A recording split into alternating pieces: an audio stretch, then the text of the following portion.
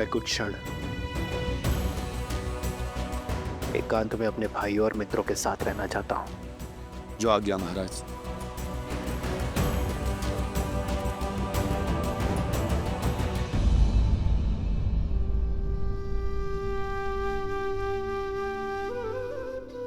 लक्ष्मण, लक्ष्मण उठो। स्मरण रहे लक्ष्मण कि उन बालकों को कोई हानि नहीं होनी चाहिए। बालकों को हानि पहुंचाकर अयोध्या की सेना केवल लज्जित ही होगी। जो आज्ञा भैया। मेरे कथन का मान रखने के लिए तुमने अपने प्राण संकट में डाल दिए लक्ष्मण।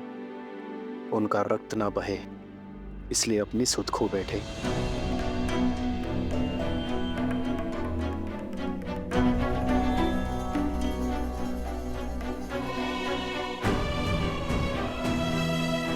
शत्रुघ्न,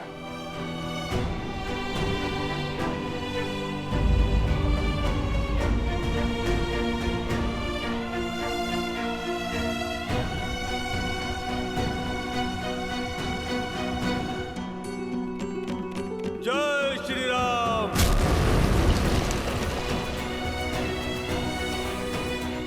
अपने भाई के पापों को पीछे छोड़ आपकी शरण में आया हूं प्रभु, मुझे स्वीकार कीजिए प्रभु। विभीषण,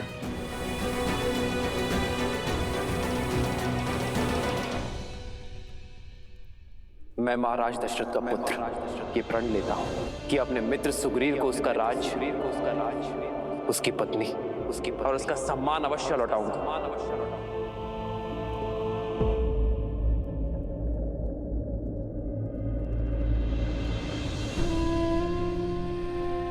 भरत, भरत मेरे भाई,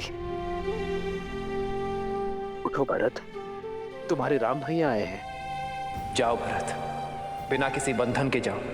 चाहे अब उन दो बालकों को जो दंड देना पड़े दो, और अयोध्या का अश्वमेध यज्ञ पूर्ण करवाओ।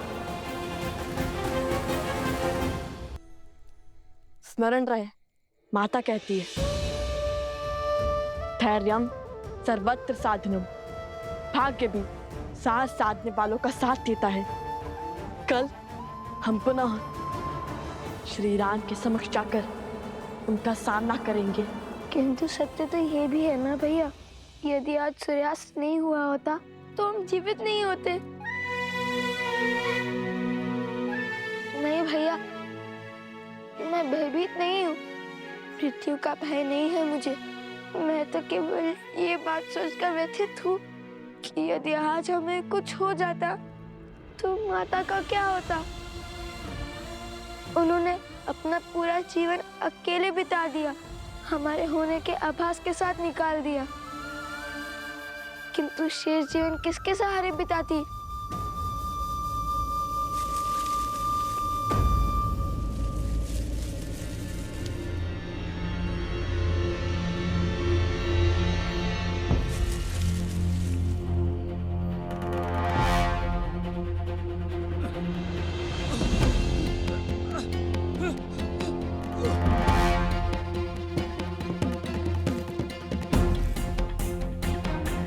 ऋषिवर, ऋषिवर, क्या हुआ आपको? उठिए।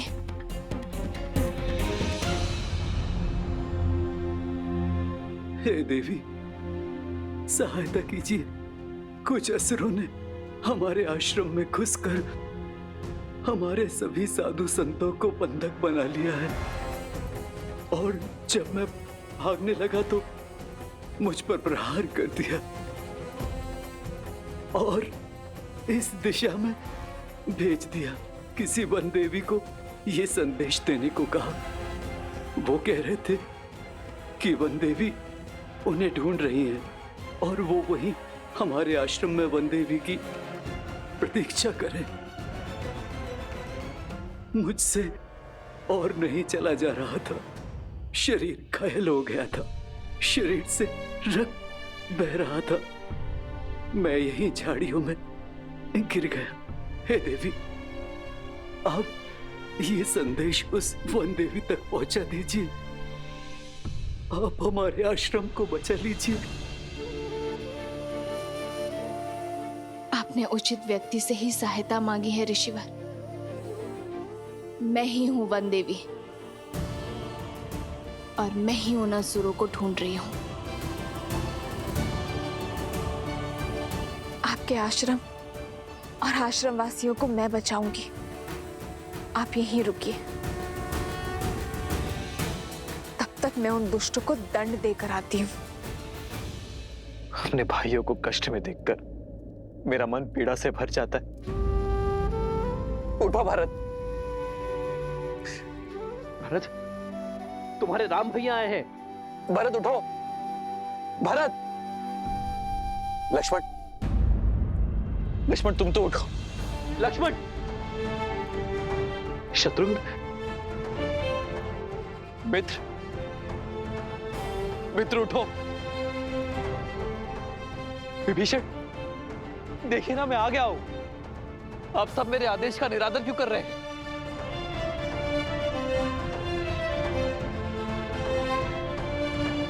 अब सब शुभ होगा।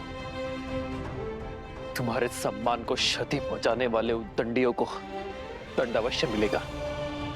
बस आप सब अपने नेत्र खोलिए, मुझसे बातें कीजिए। जितनी पीड़ा में आप सब हैं, उससे अधिक पीड़ा मैं उन्हें दूंगा।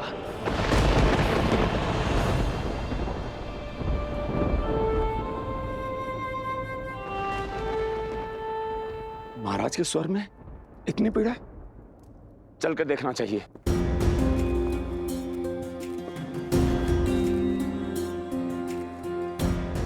वैद्यराज, आप तो इतने दिनों से इनका उपचार कर रहे हैं, तो फिर ये ठीक क्यों नहीं हो रहे हैं? ऐसी कौन सी औषधि है जो उपलब्ध नहीं है? आप मुझे बताइए, मैं वो औषधि लेकर आऊंगा। आप बस इन्हें स्वस्थ कर दीजिए वैद्यराज। मेरे भाइयों, मेरे मित्रों को स्वस्थ कर दीजिए। महाराज, जिन अस्त्रों का वार इन पर हुआ है वो असामान्य अस्त्र है। हम उन्हीं अस्त्रों की काट खोज रहे हैं। इनकी सुध लौटाने के लिए हमें तनिक और समय चाहिए।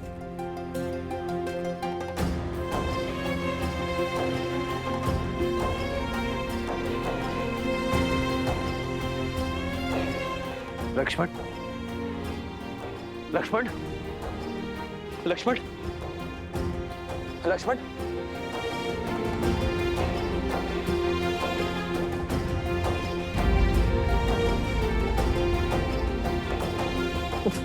भरत,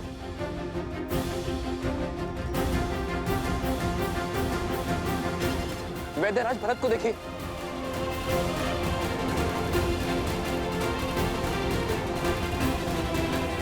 उपवैद्य, सभी जड़ी बूटियां अतिशीघ्र ले आओ।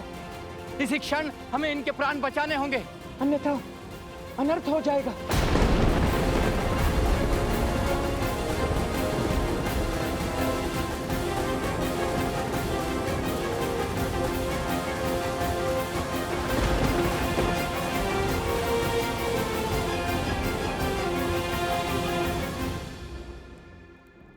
हम माता के पास जाकर उन्हें सब सत्य बता देंगे। ये हमारे जीवन के अंतिम क्षण भी हो सकते हैं। कल सूर्योदय के साथ कुछ भी घट सकता है। ऐसे में माता को हर बात बताकर आगे बढ़ना उचित होगा।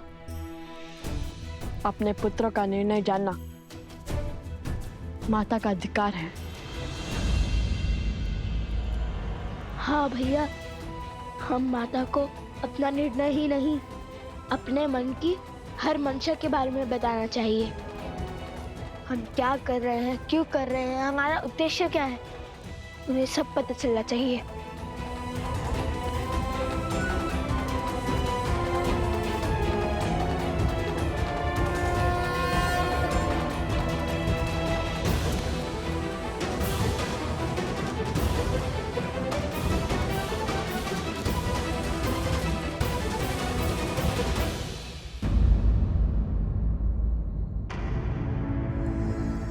आओ सीता, भीतर आओ। वनदेवी, मुझे परिचय की क्या आवश्यकता है? पुराना शत्रु हूं तुम्हारा। ये स्वर, ये कंपन, तुम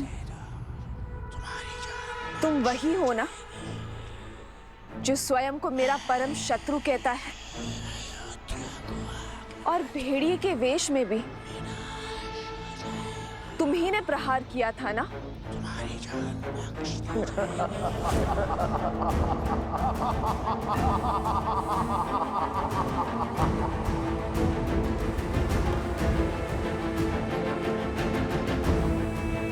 अद्भुत सौंदर्य के साथ साथ चतुर भी हो। वो संदेह, वो प्रश्न जो तुम्हें यहां खींच के लाया है, उनके उत्तर पाने का समय आ गया है। आओ, पग आगे बढ़ाओ, आश्रम के भीतर आओ सीता।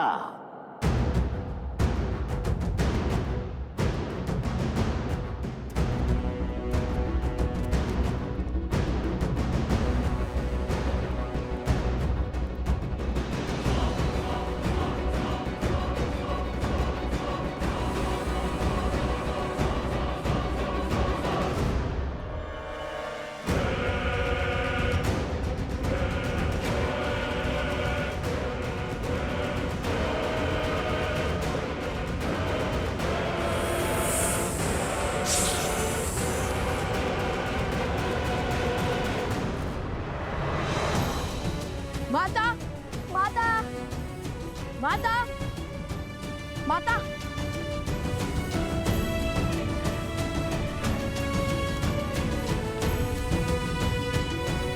माता, माता, माता गई कहाँ?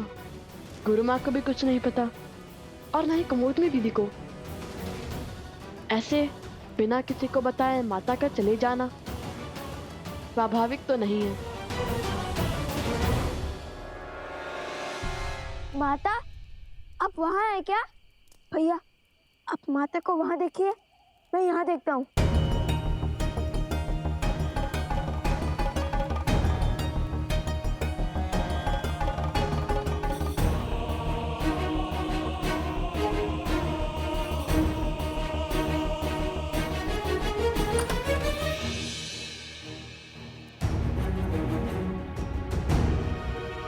लव, कुश, क्या हुआ? इतने चिंतित क्यों लग रहे हो? आपने माता को कोई देखा?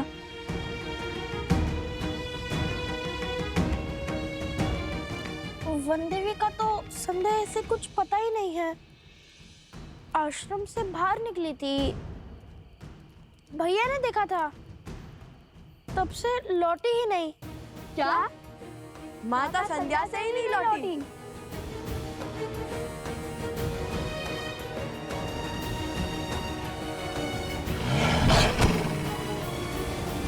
अपने द्वंद में हम इतने व्यस्त हो गए कि माता की विपत्ति से विमुख ही हो गए। नहीं भैया, हमारे होते हुए हमारी माता पर विपत्ति आ जाए तो हमारे जीवन का क्या अर्थ, हमारे श्वासों का क्या लाभ? चलिए चलकर माता को खोजते हैं। रुको, वन देवी का आदेश है कि कोई भी आश्रम से बाहर नहीं जाएगा। हमें उनके लौटने की प्रतीक्षा करनी होगी। माता का आदेश और माता की रक्षा में से यदि हमें कुछ भी चयन करना पड़े, भले ही माता का आदेश भंग करने का पाप क्यों ना लगे, हम उनकी रक्षा करना चुनेंगे। माता के प्राण संकट में है और आप उनके पुत्र से प्रतीक्षा की परीक्षा ले रहे हैं। बताइए, कब तक करेंगे प्रतीक्षा? किसी अनिष्ट की सूचना आने तक या माता को खो देने तक? नहीं, लव कुश कायर नहीं। हम जा रहे हैं अपने माता को खोजने।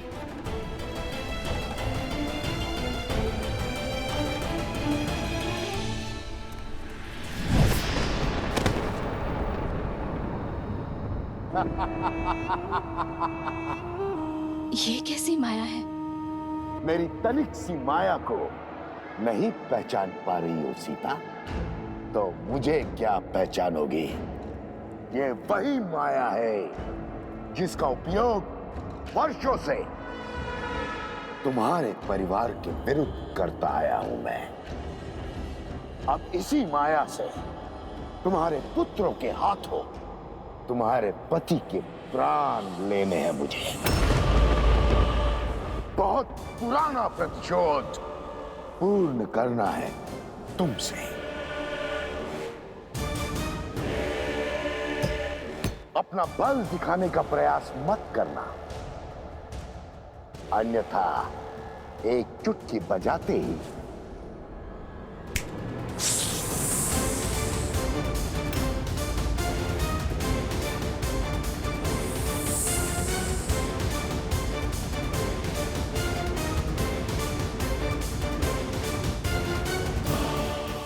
नहीं, ब्राह्मण हत्या महापाप है।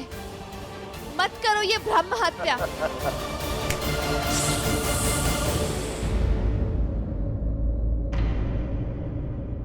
अभी भी मुझे पाप पुण्य का भेद समझा रही हो।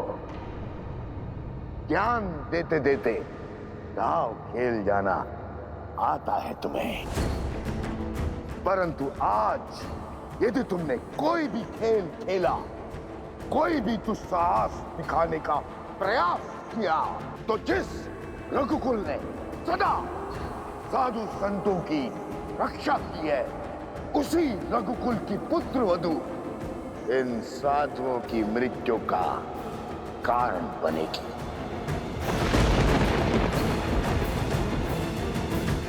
इनके वध की साधन बनेगी और साक्षी भी।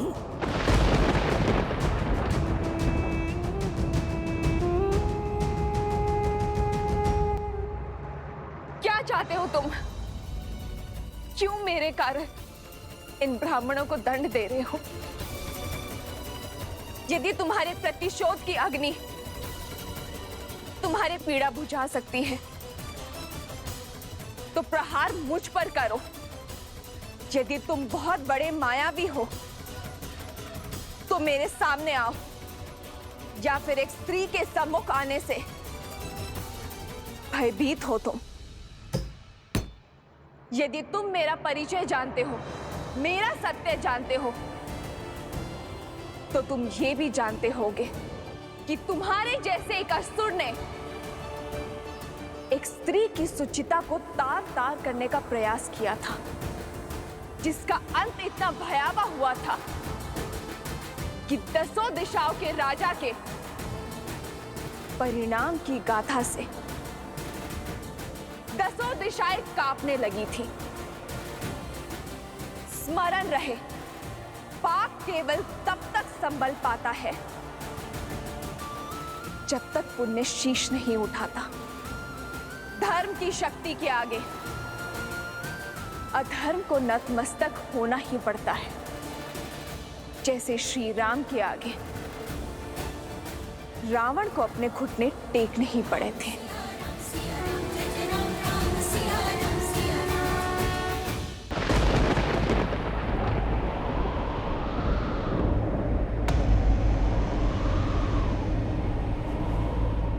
वो दशानंद रावण था, किंतु मैं सहस्त्रमुख रावण हूं। सहस्त्रमुख रावण।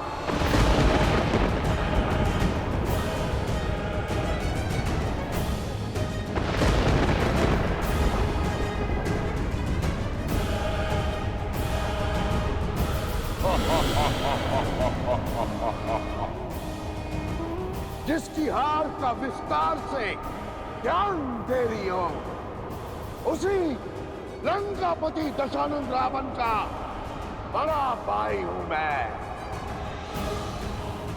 सहस्त्रमुख रावण।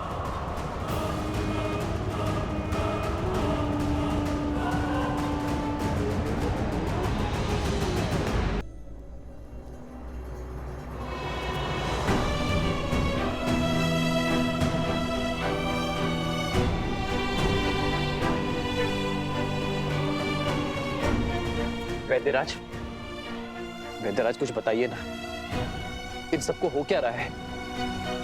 इन सबके मुख इतने श्वेत क्यों पड़े हैं? ऐसा लगता है जैसे जैसे सारा रक्त शरीर से निकाल लिया गया हो। पता नहीं महाराज, इन सब की मृत्यु आकस्मिक बढ़ती जा रही है। कोई उपचार, कोई औषधि काम नहीं कर रही है। समय हाथ से निकल रहा है महाराज।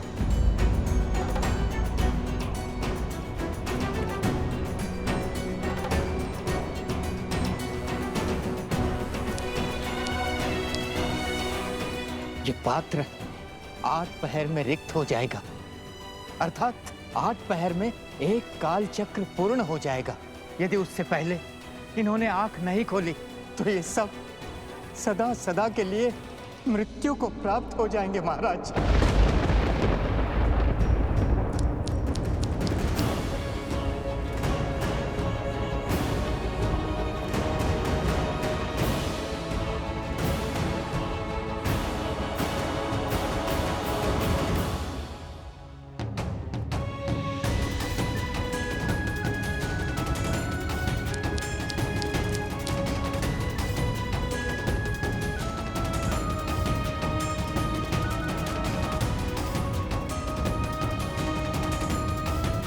कोई तो औषधि,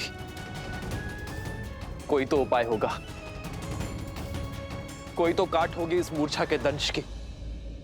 होगी महाराज, काट होगी, उपचार होगा, औषधि भी होगी, किंतु हमारे पास नहीं है। इस समय हमारे कुछ समझ नहीं आ रहा है महाराज। हमारी किसी प्रकार की उपचार पद्धति कार्य नहीं कर रही है महाराज। हम विवश हैं, हमें क्षमा कीजिए महाराज।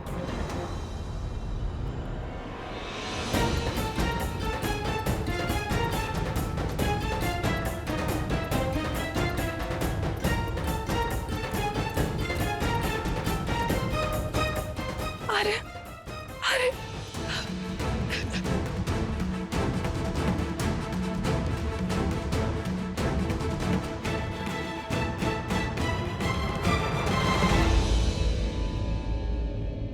क्षमा प्रार्थी है ये राम, जिनके होते हुए ये सब। क्षमा कैसी महाराज? ये तो हमारा सौभाग्य है कि हमारे पति अयोध्या और आपकी सेवा करते करते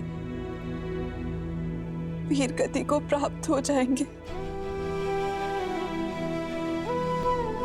अपनी सीमाओं की, अपने मान सम्मान की रक्षा करना ही तो धर्म की परिभाषा है। और यदि कल को कुछ अनर्थ हो गया तो कम से कम इस बात की संतुष्टि तो रहेगी कि अयोध्या के माथे कोई कलंक नहीं होगा। रघुवंश सदा सूर्य की भांति चमकेगा।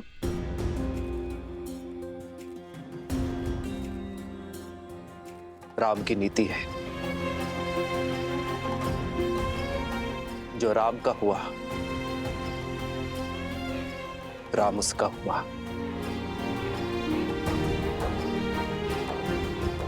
यदि कल तक मैं अपने भाइयों और अपने मित्रों के प्राण नहीं बचा पाया तो मैं आपको वचन देता हूं कि कल मैं भी जीवित ही लौटूंगा।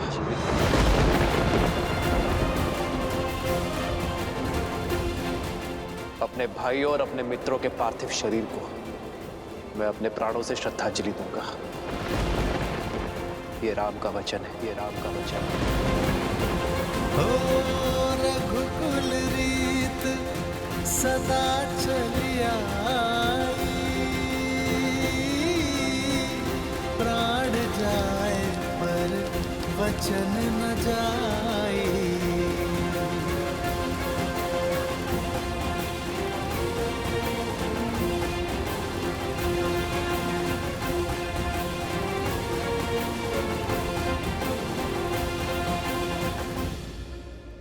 मुझे तुम्हारे साथ की शक्ति की आवश्यकता है सीते।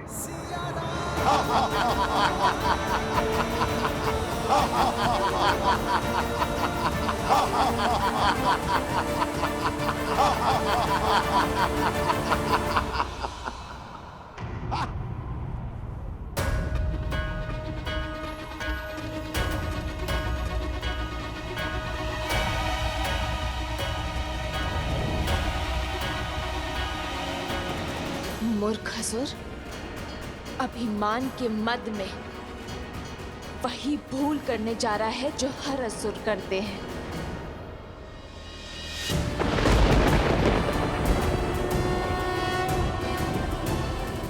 अपने भाई की मृत्यु के बाद भी ये बात नहीं समझे तुम? अपनी शक्तियों के चलते तुम उस संतुलन को बिगाड़ने का कार्य कर रहे हो जो इस संसार का आधार है। अपनी शक्तियों में इतनी दृष्टिहीन हो गए हो तुम कि स्वयं को त्रिलोक के स्वामी समझ बैठे हो। तुमने इस सत्य को बताकर मेरे सामने आकर बहुत बड़ी भूल कर दी है सहस्त्रमुख। क्या चंचलाक्षी को भूल गए हो सहस्त्रमुख?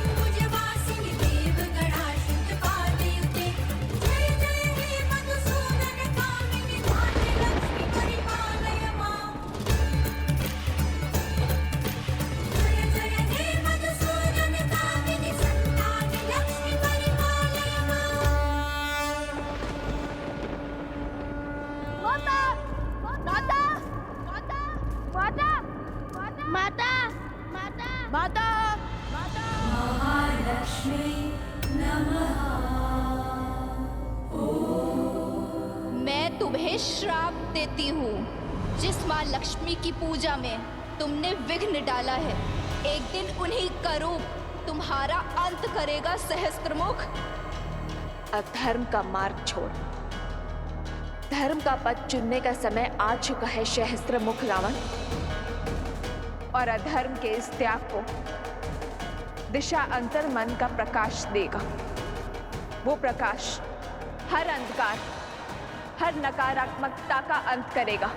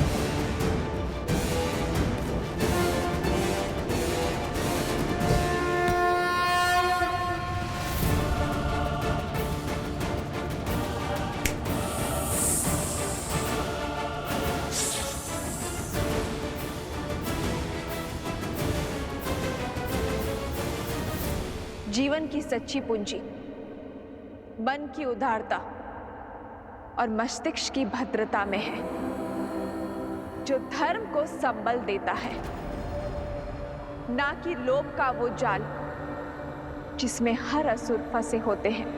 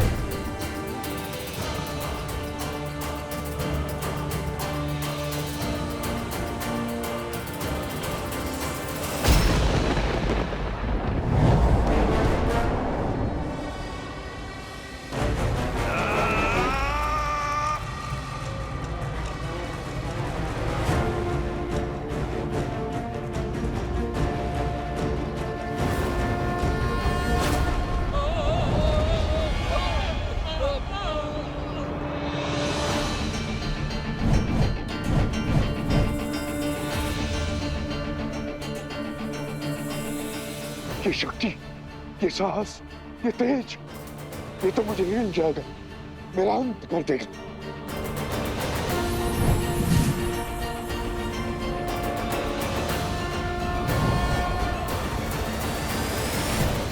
मैं चाहूं तो इसी क्षण तुम्हारे पापों का अंत कर सकती हूं, तुम्हारा वध कर सकती हूं। इस संसार, इस सृष्टि और इस ब्रह्मांड से तुम्हारा हर चिन्ह मिटा सकती हूं। किंतु अभी वो समय नहीं आया है, तो अपने इस जीवन दान का उपयोग अपने पापों के प्रायश्चित में उपयोग करो, क्योंकि यदि इस क्षण के बाद हम दोबारा मिले तो वो तुम्हारे जीवन का अंतिम क्षण होगा। कालो ही कारण धर्मस्य, कालो जय पराजय, काल सर्वस्य हेतु सदा संयम पालयेत्।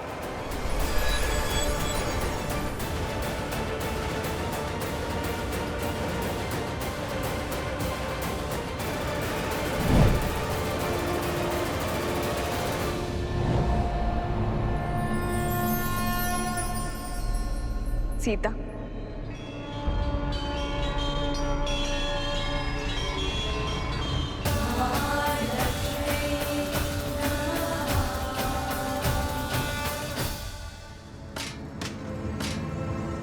मैं हार गया। वो सीता लक्ष्मी है, सीता ही लक्ष्मी है। भैया, क्या हुआ वहां? बताइए मुझे। तुम हो हर समस्या का मूल। तुमने ही रावण का अंत करवाया, अब मेरा भी करवाओगी। तुमने कहा था ना, वो देवी का रूप नहीं, नारायण की श्री नहीं, एक साधारण स्त्री है जिसे तुम अबला समझ रही थी। वो बल का आधार निकली, मेरा काल निकली, लक्ष्मी का अवतार निकली।